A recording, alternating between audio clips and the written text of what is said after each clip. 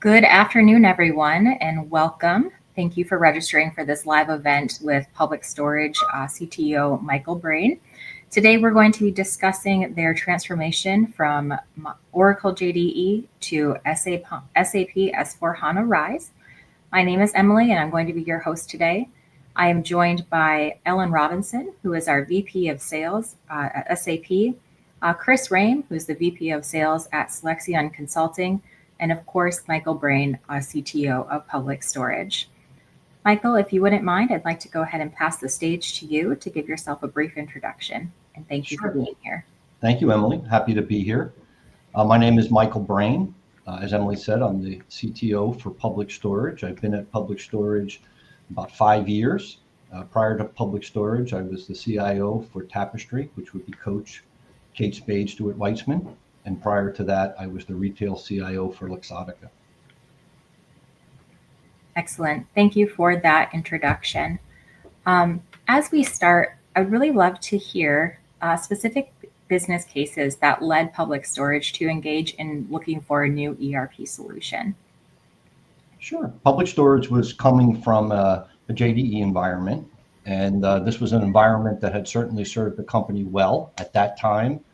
It was over 19 years old, and ultimately it was probably 21, 22 years old by the time we retired it.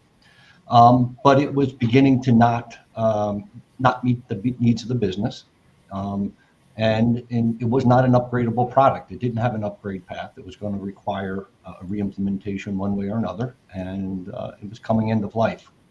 So it was primarily a risk-based decision, but one that a lot of thought was put into what exactly we were trying to get out of this new investment that we were going to make. One of them was around limited scalability. We wanted a platform that was going to enable us to continue to grow, and we have grown by over 30% over the last 4 years, and we anticipate continuing to grow. We were also looking to move into international markets, and we were acquiring different lines of business outside of our core historical real estate-based businesses, which our old environments were not able to adequately address. We had a long financial close. It was taking us about 17 complex days to execute that close with limited transparency along the journey. Obviously, being a legacy environment, it had outdated technology, and as the number of transactions and growth of our business increased, the time it took to execute things was becoming untenable. As we grew, we were adding headcount and additional spreadsheets to keep up with the business. We had limited analytical capability, difficulty meeting people's expectations in a timely manner, lots of manual efforts, substantial, both to execute these transactions and to do reconciliations between systems and troubleshooting when things went wrong. It was a high code environment, SQL-based environment. Our accountants had to be fluent in SQL to be able to execute their normal tasks. It's created even some hiring barriers and some concerns around how you have succession for these long-term employees. Controls. While we were a public company and clearly we take our SOX and other requirements very seriously, we had a significant amount of detective and manual controls in order to secure that environment. And then basically this was a aging on-premise hardware. We had to be concerned about equipment failures, how we were going to secure that from a cyber perspective, around data center connectivity. So we had a pretty strong base and understanding of what we needed to address with this investment. That definitely sounds like a long list, right, of things that needed to be solved for. Ellen, what's your experience for customers who are looking to do migrations or are looking into new platforms? Is this common with legacy systems, or what are your thoughts? Yeah, it really is. I mean, we have a a lot of companies that have invested heavily in their legacy IT platforms. A lot of those investments date back to Y2K decisions that are now 20 plus years old. And there's a lot of momentum in the market for folks to modernize and take advantage of the modern capabilities that we have. And I see that even increasing with generative AI, and SAP, like many other software vendors, are starting to really emphasize embedded AI in their solutions to drive even more productivity. And a lot of these innovations do require a foundational modern platform like S4 HANA, built on top of an in-memory database, and having a common data model so that we can leverage the capabilities of AI to further improve automation and drive efficiencies for our customers. So this is a trend that if folks weren't already on it, like Public Storage was a few years ago to move off an end-of-life system, I certainly see organizations looking to take advantage of the productivity that comes with AI as another impetus for modernization. So this is very common right now. We're working with a lot of customers who are doing similar evaluations that, Michael, you were leading 2 years ago. So you're a little bit ahead of the charge. You got your upgrade done in time for AI. But I think that the real-time insights, the data quality that we have in a modern platform is going to serve the business very well. And I know you're already starting to see some of that impact and feedback from your business stakeholders about the positive change that this has made for the business. Yeah, absolutely. I think sometimes we get trapped into defining these ERP implementation as back office, non-value added investments. But in the reality, any organization that's looking to do a true digital transformation is going to rely on a rock solid data foundation, as you described. And from that perspective, that's how we at Public Storage looked at this investment. We had real reasons to want to do this from a risk perspective, but it also enabled all future investments build upon it. Yeah. And that investment you made 20 plus years ago in JD Edwards served you well. And I think this decision was viewed as another long-term 20 plus year investment to support the next phase of your business and growth. Absolutely. Yeah.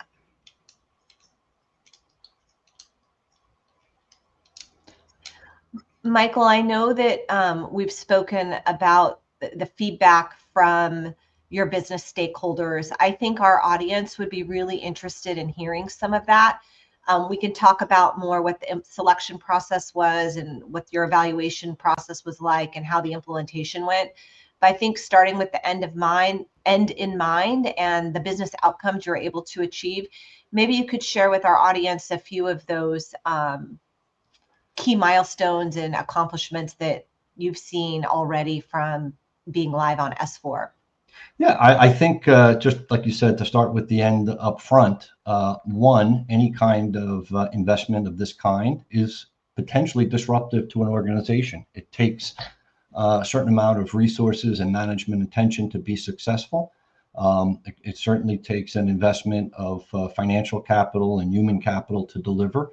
And many of these programs have a bad rep of not delivering on time or not meeting those expectations or causing a business disruption. And in many ways, both the choices that we made in this program and how we chose to implement it really aided us in delivering a program that met our senior expectations from a board and an executive management perspective of delivering the program within the budget that was expected and in a remarkable 12 months without any delays, without any business disruption. And we're able to meet that minimum milestone, I would say. Flawless is probably not the right word, but well within everyone's expectation for a transformation of this kind. And then we went live in April of 2024. And so over the last, whatever it is, 10 months, we've continued to optimize on that system and be able to take advantage of some of the efficiencies that we had desired, and really become comfortable with quite a few closes under our belt with the ability of this new environment. Yeah, and I really appreciate you sharing these successes here. I think it's very encouraging for companies who are considering a similar transformation to know that you did this on time, on budget, in 12 months. It wasn't a big 3-year long project. And I think a lot of that goes to the thanks of your system integrator, Selexion Consulting. And Chris, I don't know if you've got a few words to say here introductory, but as well in the business outcomes that you've seen at Public Storage and other customers as well from their S4 transformations. Yeah, I mean, it's a common theme, right? I mean, you see Michael mentioned reconciliation between systems, controls, all the detective work. When you have these fragmented systems with data integrity issues, these are significant points for a lot of people, right? So moving to a modern integrated solution like S4 HANA addresses these challenges, and it provides a single source of the truth, improves the data accuracy. Back to what you were saying with the future with AI, trustworthy data is going to be even more critical than ever. So that accuracy is going to be critical. And then talking about streamlining operations, making it easier for businesses to adapt as the market changes, as we've all seen. And I can't believe it's been 20 years since Y2K, but I've seen a lot of changes since then for sure. I could get into, Ellen, how we kind of made this decision and how we went forward. That'd be great. Yeah. So, I think step one, just to acknowledge, for our audience here, I've pretty much been making my living in one way or another involved in the implementation of SAP over the last almost 30 years. But coming to Public Storage, this was not we're going to implement SAP at Public Storage. We were an Oracle shop. We had an existing environment. And one of the things that I might pass along is this is not a technology decision. At the end of the day, technology has an influence here, but ultimately, to be successful and to be able to deliver the transformation really requires not only acceptance from a business, but ownership from a business and ownership of the decision making and alignment of the choices that are made. So while we had absolute strong support from the executive leadership, this program was championed by our controller. And our controller built a strong coalition across all the different finance functions and supply chain functions and operating functions to ensure that people understood what we were doing and why we were doing this. There was an acknowledgement that this was going to be a disruption. It was going to involve change, but it was all laddering up to these corporate objectives. And with that in mind, we evaluated quite a number of potential solutions, not just Oracle and SAP, but we evaluated Microsoft, we evaluated Workday, and we ran everything up against a relatively simple but number of criteria that we were looking at. We did look at it, as you said, this is another 20-year investment. We don't intend to be replacing this environment anytime soon. So we had a number of strategic objectives that we were looking at across these vendors. One was technology innovation. And in that area, we were quite pleased, not myself, but my business partners were impressed with a couple of things that RISE brought to the table. One is the HANA environment. And my business understood the power of in-memory compute and its ability to provide high volume transactional information and real-time data. And two, specific functionality that was enabled by HANA, but very distinct from the other providers, would be the universal journal and the ability for the universal journey to provide unlimited drill down capability and interaction across capabilities. And so while Oracle had a number of things that we could call technologically innovative in the way that their product is put together, these were things that were considered to be very strong and things that would serve us well over the next 20 years. Product continuity. If you're going to be married to a vendor for a long period of time, what does the roadmap of that vendor look like and what is the history? And we did all kinds of reference calls with SAP customers and Oracle customers and other items. And there's one thing that my business felt that SAP had an edge over Oracle on there, and that is the strength of the roadmap and the strength that products don't get left behind. And at that particular time, where Oracle was in their full cloud journey, they had customers that were not able to make that jump, and they had customers that had just done implementations that had to do re-implementations, and the cloud product wasn't the same level of capability and functionality that was in the on-premises solution.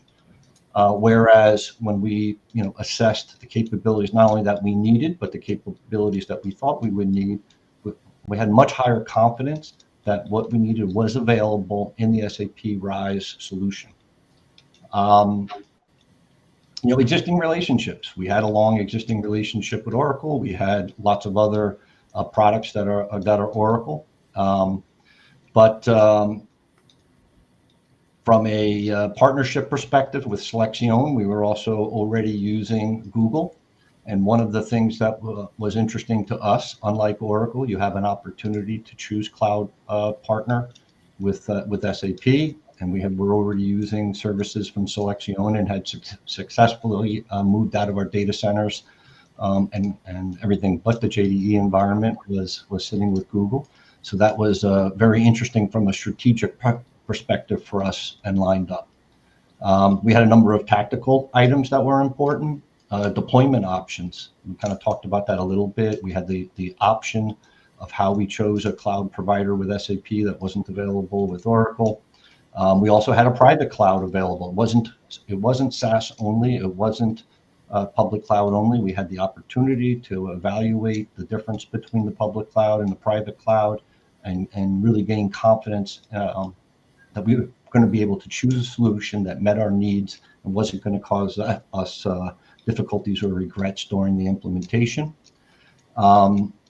There's something to be said for upgrades without effort, or upgrades without compromise. However, with an ERP environment that's hooked into and linked into the rest of the enterprise and all your other vendors and all your other homegrown technologies, having some flexibility in when you take upgrades and how those upgrades are implemented was another consideration for us. Footprint alignment. The SAP BOM and the ability to not only have exactly what we needed for this first wave, first transformation, but also have the adjacent modules and capabilities was a strong value player in favor of SAP. If we look at the operations and how we're actually going to use this item, back to the SAP BOM, SAP understands and recognized right up front that we were going to be integrating into other environments, and that we would have a few cases where we were going to want to develop capability that was unique and proprietary to public storage, and the BTP platform is right there included in the BOM. All that kind of extra work on the Oracle side requires the integration cloud to be purchased separately. Not quite as straightforward as the SAP piece.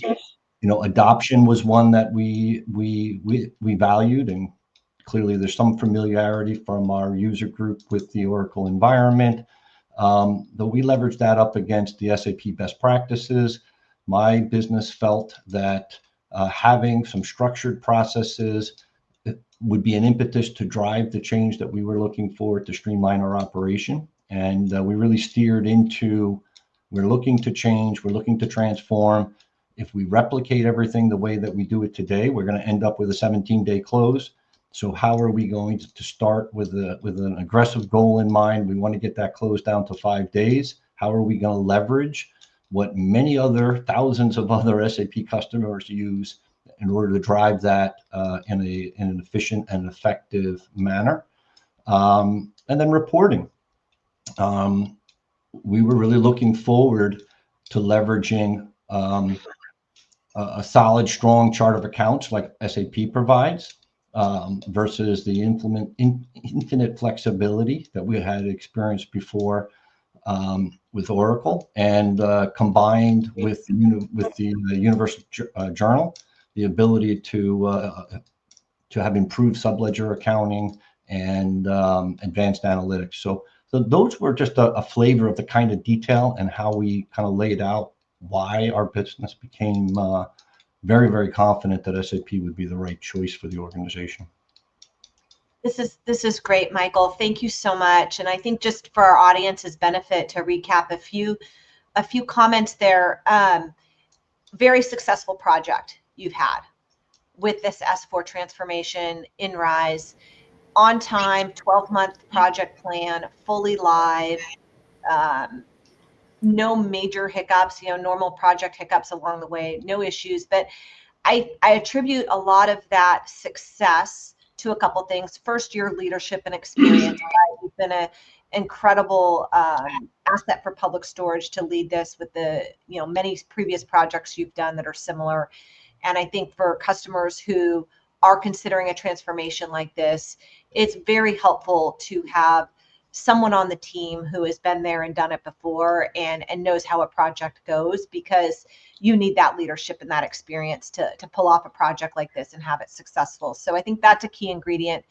But then also how you adopted the clean core strategy in S4, you leveraged the best that RISE has to offer in terms of deploying best practices, sticking to best practices, clean core, and really limiting the amount of customization to those extensions that are truly your secret sauce and business critical, and doing so in the BTP layer, right? So hyperscaler flexibility, right? There was a lot of reasons for you to choose Google based on some of the other data projects that you guys were doing. And so having that choice as well, right? You did everything right in our RISE playbook, and the end result was a successful project. So I wanted to kind of highlight some of those for our audience who are considering starting similar projects to take some of these lessons learned from Public Storage. And I think with that, I think, Chris, you wanted to ask Michael specifically some questions for our audience about what are the key lessons learned besides just the high-level cookbook for success that we've just discussed. Yeah, sure. Thanks, Ellen. So yeah, Michael, I know, you've got a very vast background, not your first rodeo. Kind of, if you don't mind, take us through, what you've seen over the years, how you've earned your stripes. Congratulations on keeping your hair. But, just kind of take us through that journey and, some of the lessons learned and things you've seen in the past. Yeah, I mean, so, I mentioned that in one way or another, I have more or less been in the implementation of SAP products most of my career. Coincidentally, this public storage implementation was the 20th implementation that I either participated in or led. I've led 8 implementations as a CIO. I've led, I think, probably 6 or 7 as a consultant, and then participated in the Delta there as either a project team member or an SME from a business perspective. And I think maybe at the end I'll wrap up with maybe a top 10 or so overall lessons learned. But I think at this point in our discussion, I would highlight a couple of things. One is the roots of success, or maybe the roots of failure, if we look at it from a negative way. It's overlooking true sponsorship. These are difficult projects, difficult programs, and they require an organization that's committed to it. So, I would say step one is, this is not for the light of heart. This is not for the faint. You don't just do it because you should do it. The whole organization needs to really understand why we're doing it. And we're not doing it for one feature or another. We're not doing it for one department or another. We're doing it for the holistic enterprise. And there will be trade-offs between the functions and the partners. And the whole organization needs to get behind that. And there needs to be very strong, not just lip service, but committed executive leadership to it. I think that the second one is, maybe it's related. So I would call that both clear strategy that makes the implementation and an imperative of the business. And if you look at it that way, These 3, 4, and 5-year programs are a disaster. If it's truly an imperative, you will do what needs to be done, you will resource it correctly, and you will make the hard choices to do it in as quick as time as you can responsibly do it. Because to drag it out means it's not a priority for the company, and it means there will be other things that will slip in the way and distract management attention. I think the second part of that maybe goes hand in hand, and that's absolute senior management support. In order for it to be treated as one of the 2 or 3 priorities the company has, it is going to require that sort of senior support and understanding and education with board and other executive team members. I think, we got that right at the start. We absolutely had the right level of support and the right understanding and expectation from our senior leadership. Michael, I really appreciate that. One thing that you mentioned, though, I'd really like to kind of dive in before we move on, is about best practices and utilizing SAP's best practice. What was kind of the takeaway from the end user's perspective of adopting to the software as opposed to adopting the software to the business? What was their feedback, and what was the learning curve there? I guess, what was the tolerance for that? Yeah. Could you dive in a little bit about that? I think that's maybe another, just a principle of success. And the first one is, we are not doing these kinds of investments for the end user, right? We want the end user to be able to do their job. We need the end user to do their job. But hopefully you're making this kind of investment and commitment for some strategic value of which that end user is going to get dragged along. Okay, that's the first piece. The second piece is, best practices is how these have been defined for probably 25 or 30 years. But I like to change that wording when I'm talking to my business community. I'm not going to debate whether a practice is best or not. Okay, so let's just put that aside. And second, there's not one SAP best practice. There is generally 3, 4, 7, 20 SAP best practices, right? If we look at invoice processing, there's over 22 SAP best practices for invoice processing. So I would tend to say it this way: pick 1, pick 2, pick 4, but don't make one up. Okay. And the reason I would say it that way is, substitute SAP best practices for I know it will work. Okay. At the end of the day, if we're calling it an SAP best practice, it's being utilized by other providers. It works, and it will not prevent you from having an unintended consequence in another part of the value chain. So yes, there's a lot of education around this, but a lot of it is around getting that end user or that end user's manager, which is usually more important, to understand that this is not about preserving the way we did things. This is about choosing a new way to do things that's going to benefit the organization overall. And the more we stick to these best practices or these guaranteed ways that things work, that they will be successful, the project is risk profile goes down, the ability to train goes up, the ability to recruit new people who work somewhere else, who understand the process because it's going to be the same way they did it somewhere else, all goes up, right? So a lot of this is around reiterating that message and not being afraid to say, this is not, I care about end user satisfaction. We check on people's understanding and the ability to do their job, but it's not a goal of this kind of investment to have an accounts payable clerk say, yeah, this is the best thing I ever had. We need that accounts payable clerk to understand and to be able to do their job. And if they grumble a little bit along the way, that's kind of okay. Right. And as we all know, change is hard, and change is sometimes fought, I suppose. But I do know, Ellen, SAP does their very best job to make sure that those end users are satisfied and that they are trained up. Could you elaborate a little bit more on what SAP does to guarantee that those end users are supported and that they understand how to use the software? So it takes a lot of that pressure, again, off of that upward leadership, and they understand that the investment is being utilized as it should. Yeah, it's obviously very important to SAP to have the solutions adopted. And I think one of the benefits that we see when organizations like Public Storage do adopt the SAP best practices is that they greatly reduce the amount of time and effort it takes to train the end users on how to use the system, right? We produce and deliver a lot of training content right out of the box. And that can be leveraged, right? And it's embedded, it's intuitive to use. What we've seen maybe historically in like legacy ERP implementations where people maybe start with a blueprint and they map out their own processes that are, just based a lot of times on the way they did things in paper many years ago, or someone's personal preference, right? Then you've got to build new training material. You've got to update it continuously. The system becomes much more cumbersome and hard to use. And I think that if you want to have a quick time to value and deliver a project like this in 12 months, there is that additional benefit of adopting best practices because it greatly reduces the need for end user training and enablement on, custom non-standard edge cases. And Michael, would you be able to comment on that if you saw that? I know you've done 20 projects. Yeah, I think I would echo two things that you said, Ellen. One is even 5 years ago, I think the proportion of a project's budget and time that had to be spent on creating training materials was significant. Maybe in the neighborhood of 6-7% of a project's budget being spent on that activity.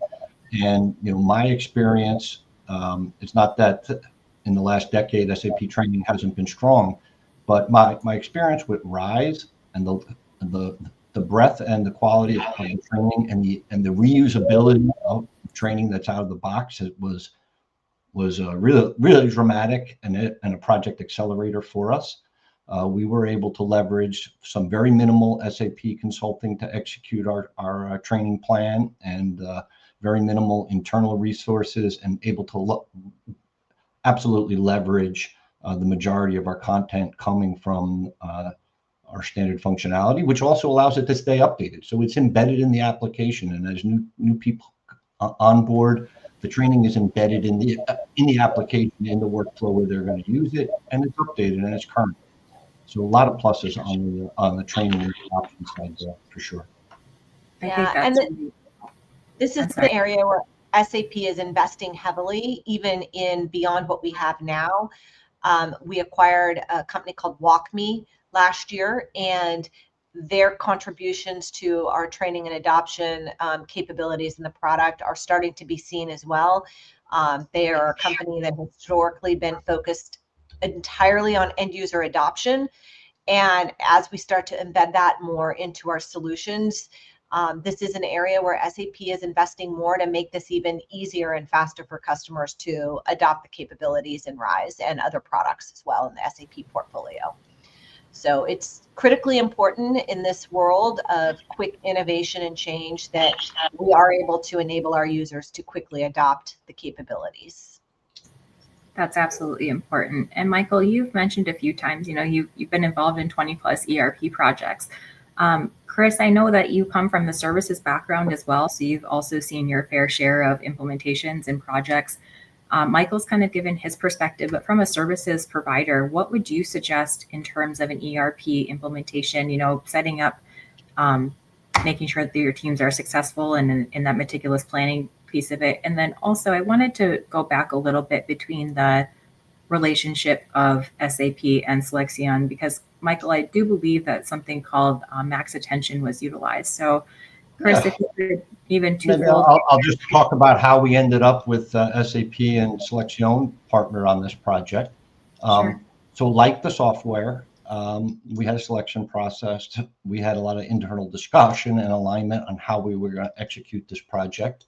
We looked at a number of different categories, firm experience, right? And here we're not looking for how long has a company been in existence or how big they are, but we're looking for what do they do for a living? What is it that they do? And how can they credibly demonstrate that they have a level of expertise specifically in the SAP space? The second thing I'll talk about is seniority of resources.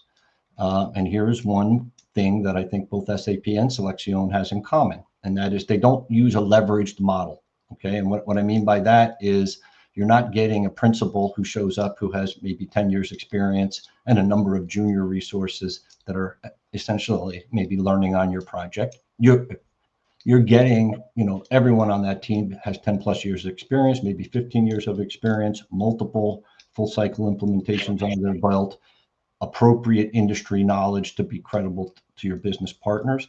And so when we were evaluating, we were looking at firm, but we were also looking at what is the team that's going to come forward and what is the level of credibility and experience that those teams are going to have. We're looking for the onshore offshore mix. And that doesn't mean that we're looking for one to be better than the other, but we're looking for that we understand exactly how this vendor intends to deliver this project, and is that mix of onshore and offshore something that is going to produce both the right cost synergy for us, but also provide the level of business interaction to deliver.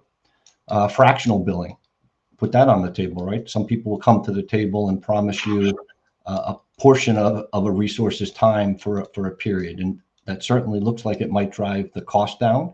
But we were not interested in fractional billing. We were looking for dedicated resources to our project at the appropriate times to deliver the solution. And we were looking at price. We wanted to ensure that we got value for our dollar. We understood that we were looking for senior resources, but we wanted to get those senior resources at the best price point that we could. At the end of the day, if you just break it down for these budgets, this is a function of what is the cost of your resources for how long you run your project. And any change in your project dates or any change in your scope is going to come out in a cost equation. So certainly ensuring right up front that you had the best value for the dollar spend is a very critical decision in that piece. For all of those reasons, we knew that we wanted to have both SAP, and we ultimately did choose Selexion because they fit that criteria across the board. We've been very happy with that, and we ensured that we put together a team that was predominantly a Selexion team, but that was augmented by SAP in the appropriate places to ensure our project. Yeah, so I'll go into that a little bit. When you get into a program like this from Selexion, really, it always starts with people and alignment, right? So you have to have great people, and you have to be aligned, right? So when we're working with SAP and Public Storage on this, we collaborated, to ensure that what we were planning, and we use the Max Attention Services Design Success from SAP. We want to make sure that those things are aligned, the approaches are aligned, as well as, we're all driving for the outcome, right? And then beyond just being aligned, it's got to be complementary, right? So you don't want it to be efficient, you don't want a lot of overlap in there. So, we were very, working with SAP services, we were very intentional on the design services, the integration services, the quality checks, go live checks, end user training, and the SAP services team came to us with the best and brightest that they always have, that really created a team environment and a team where everybody was working together toward the outcome that Public Storage demanded and needed and deserved. So I would say that's critical, and then open collaboration. Executive alignment, our executive team was committed to this. Our leadership was on site frequently, making sure everything's good, right? Making sure everything's going well and where it needs to be. And I mean, that's how you deliver a project like this in 12 months is there's going to be yellows in a project, and there's going to be reds and greens. And if you have experienced people, you find those yellows, you address it, and you turn them to green before they get to red. And the key is no surprises, right? And so through that intentional alignment and making sure we had the best of all three, parties involved, we had an outcome like we expected and that Public Storage deserved. That's excellent. And then speaking about executive alignment, I mean, Michael, you had a huge compliment, I think, from your board. You had shared with us earlier this week that they had made a comment that, can you elaborate a little bit? I don't want to share your exciting news. No, we mentioned that a little bit earlier. Absolutely. I have a very experienced board with significant experience in public companies, and they were very vocally appreciative and complimentary to the project team for delivering. They had a real appreciation for what it means to successfully implement in a 12-month time period within the budget expectations. So it was a nice accolade. I'm glad the team was able to hear that. I'm glad my business partner was able to be there in front of the board and hear that. And it's nice to be recognized and have people appreciate the significance of an accomplishment. Absolutely. Ellen, you had mentioned, or I'm sorry, Michael, actually, you had mentioned earlier that you've been utilizing integrated analytics within SAP S4 HANA Rise. Ellen, could you elaborate on the benefits of using integrated analytics and what that experience has been for other customers as well, in addition to public storage? Yeah, it's one of the key value propositions of S4 HANA, and being on a modern platform that's data driven, and the universal journal, which Michael spoke about as well. In that, what's significantly different about S4 compared to legacy systems, both from SAP and our competitors, and what's really a differentiator from us in the market against our current cloud competitors who are delivering modern solutions, is that S4 HANA is actually an analytical application. It is a transaction processing system, but it's also an analytical application. And all the business process transactions in S4 are accompanied by real-time analytics. So as the end user is actually running processes and transactions in real time, there is analytical content on the same screen. They don't have to go out to look at another report that might be, latent, ran last night in a batch process. This is real-time data and insights that's coming out of the data that enables better decision-making in the moment. And this is kind of the first step, right, toward, running intelligent applications. The other thing is that, and we have a lot of embedded AI capabilities as well. So a lot of times, if a user's looking at a transaction, they're trying to make a decision about, which way to go and, what direction to take. There's actually AI recommendations. Like the AI analytics recommends this. Would you like to accept this recommendation? And the user can say, yes, let's go with that. Or, no, I'm going to do this instead because, you might have other knowledge outside of what's in the system, but it gives you that flexibility.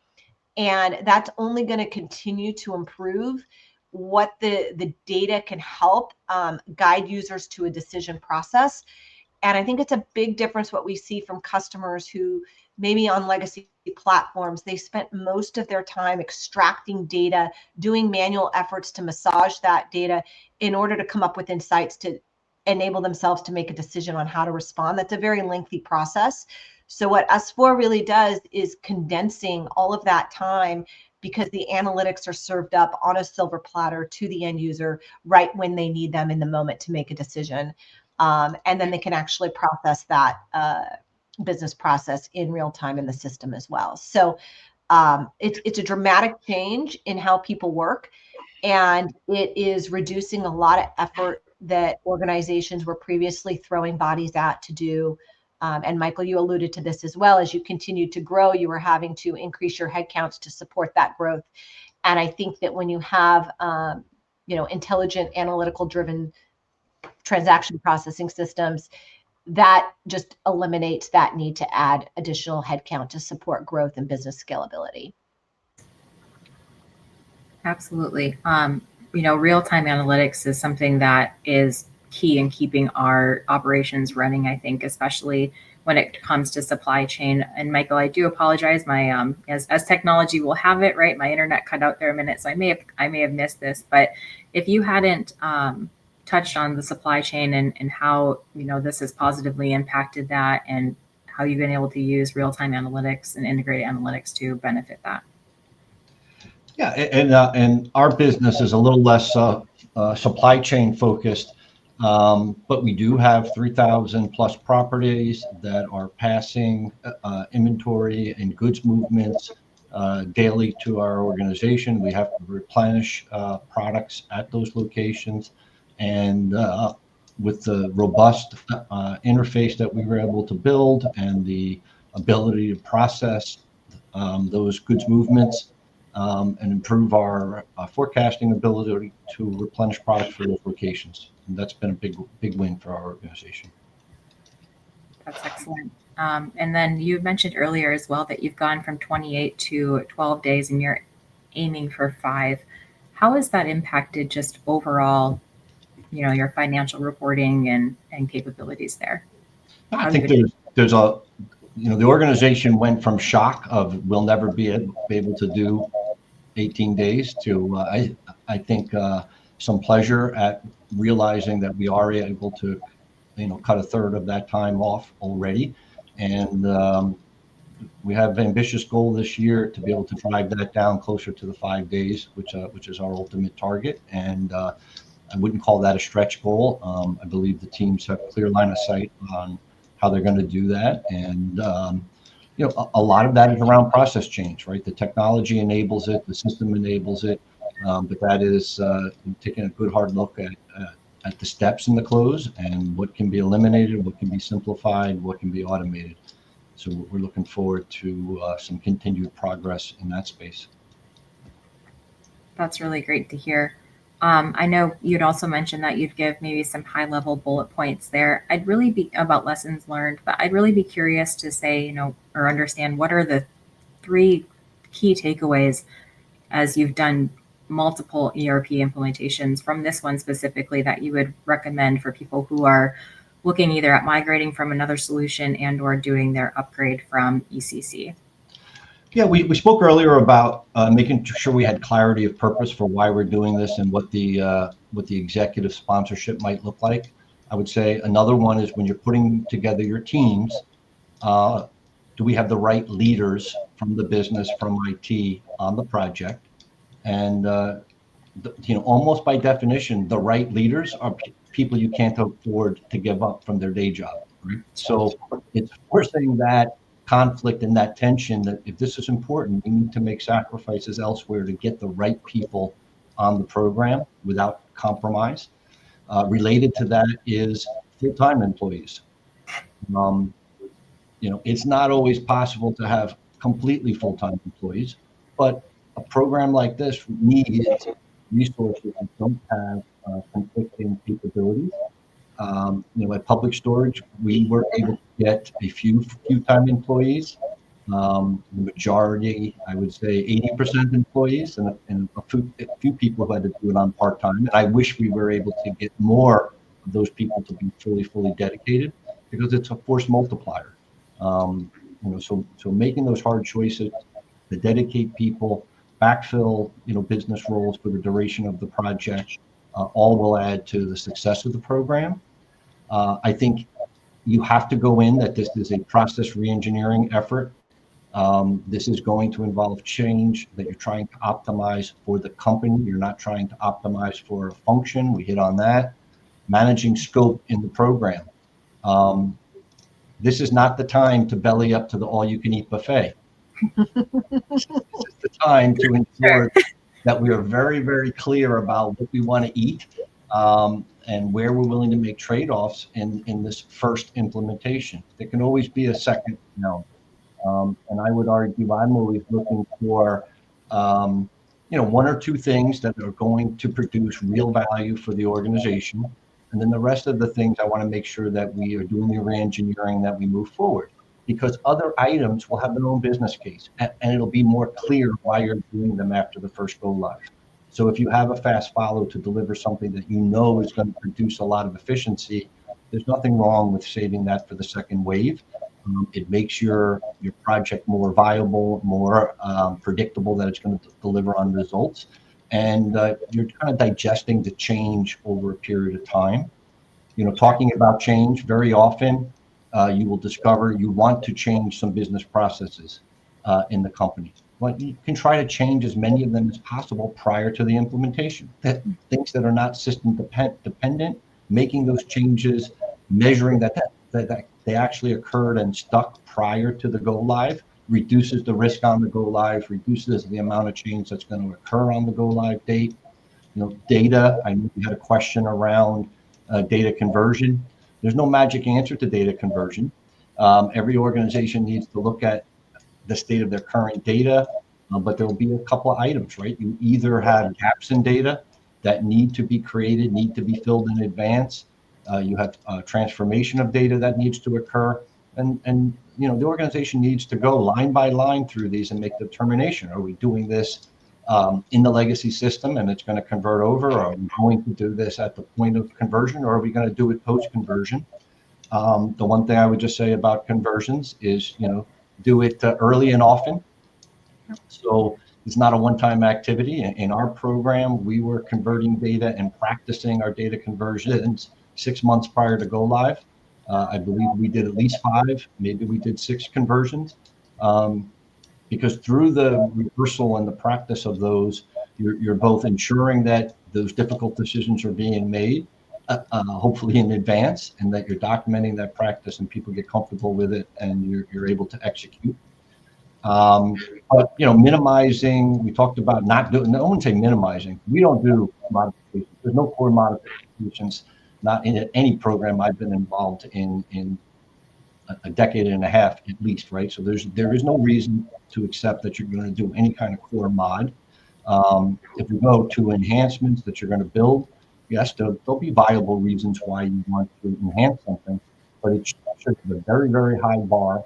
Certainly at public storage, any enhancement has to be vetted and approved by myself and our business sponsors, and our executive team wanted to be in detail aware of why we were enhancing a process and what was the real justification for doing so. We want to minimize reports. You will find reporting can kill you. Most organizations have thousands of reports. So going through those, deciding which ones actually no one's reading, which ones add particular value, how you create new report families that include all the data people need, but actually aren't separate reports, to reduce the workload and reduce the impact of change coming out the other end. We talked about training. I think that was another one. You don't want to underestimate training. You need a user community that's comfortable and ready to go.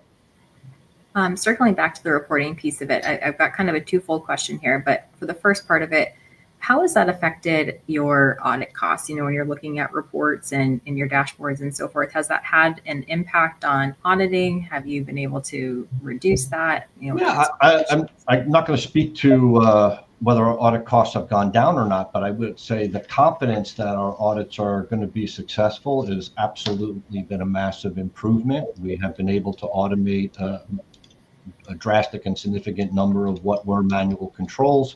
We've been able to build confidence with our auditors, and that has just been a step change for the organization in terms of confidence in the integrity of the environment and in the ability to demonstrate that the appropriate controls are over our environment. In one of the 2 items, one, we can do a plug for GRC, which is the world-class controls environment that SAP provides.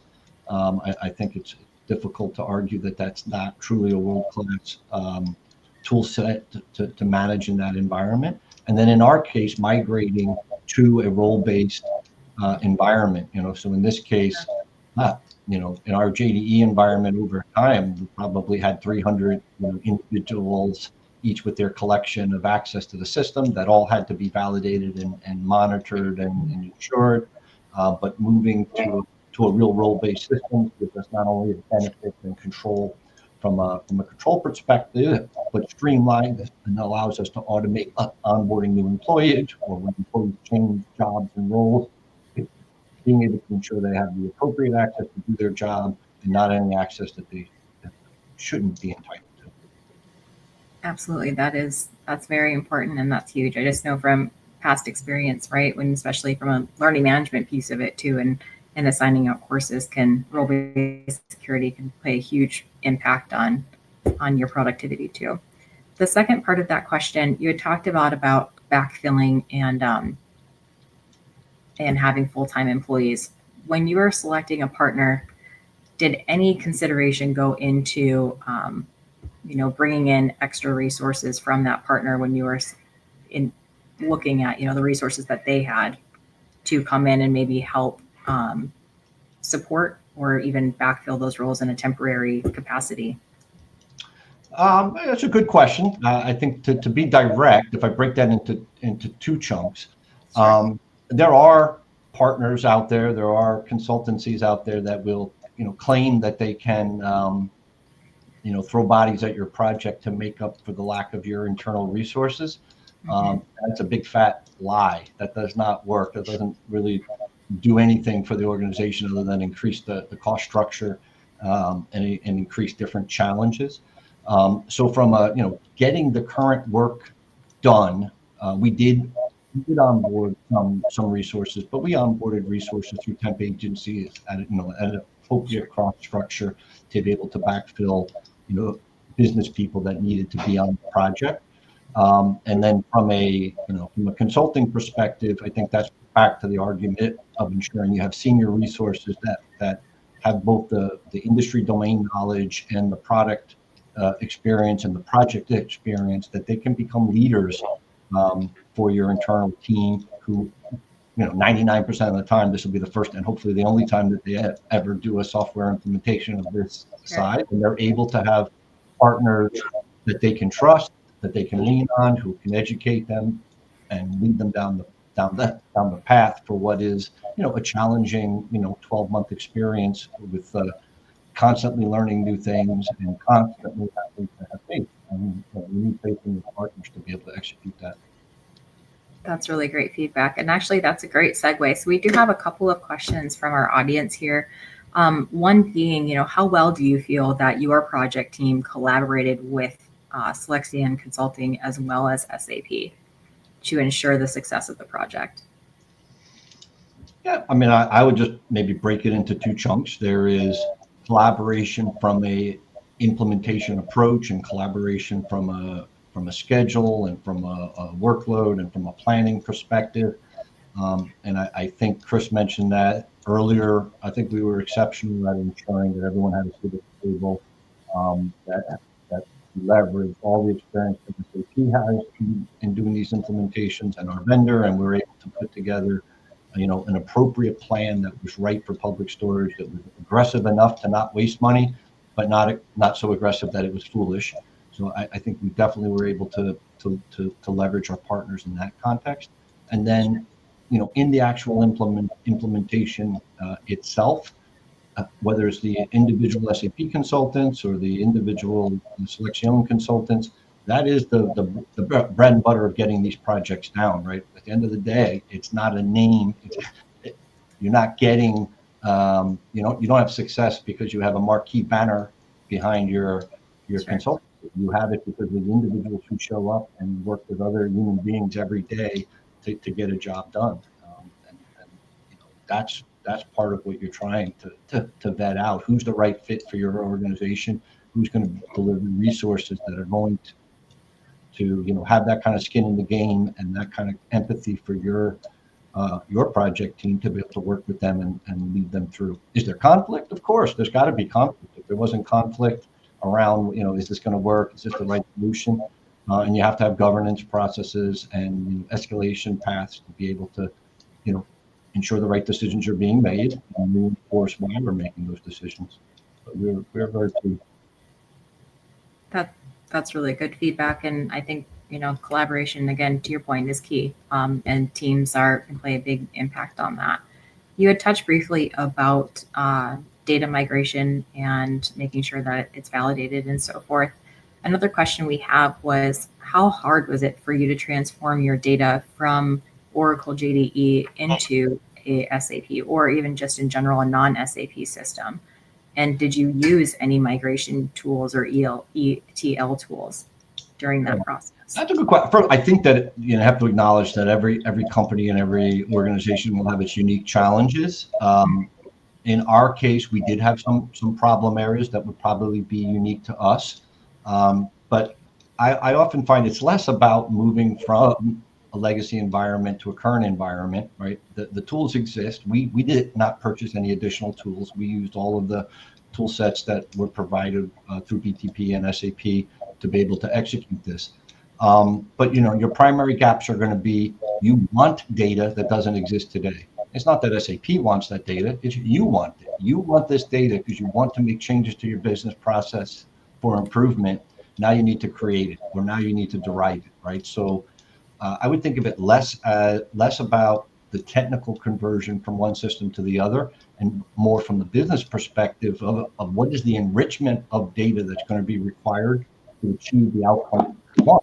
We talked earlier about thinking about your ERP implementation as a foundation, a part of your digital transformation. So some thought should go into your data. What is the improvement in data you want?